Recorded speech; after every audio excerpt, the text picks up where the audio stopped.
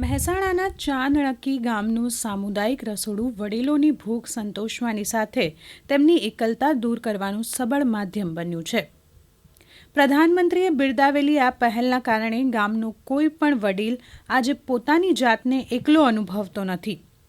સામાજિક એકતા અને પરસ્પર સહયોગના પરિણામે જ આ ગામ આજે સમગ્ર દેશ માટે પ્રેરણાનું કેન્દ્ર બન્યું છે.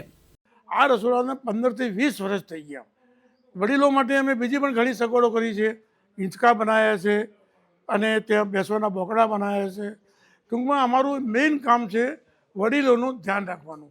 દરેકના ફાધર મધરનું ધ્યાન રાખવા માટે અમદાવાદથી પણ દર રવિવારે માણસ આવી શકે, 15 દાડે આવે, મહિને આવીને 2-3 દિવસ રહે અને ગામની અંદર બધાનો સહકાર હોવાથી આ ગામ બહુ સરસ ચાલે. છેલ્લા 2 દાયકાથી કાર્યરત આ સેવાકીય પ્રકલ્પોમાં વડીલો માટે વિશેષ ભોજન વ્યવસ્થા, ગૌશાળા અને સાપ્તાહિક મેડિકલ કેમ્પ જેવી સુવિધાઓ ઉપલબ્ધ છે.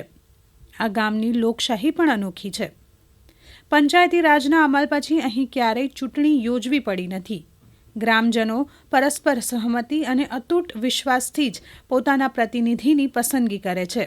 ભેગું મળી જે ગામની અંદર રહેતા હોય એમનું જ સિલેક્શન કરી કે જેથી કરી ગામની અંદર રહેતા માણસોની સમસ્યાઓનું નિરાકરણ કરી શકાય એ માટે ગામના વ્યક્તિનું જ સિલેક્શન કરી અને સરપંચ બનાવતા હોય છે.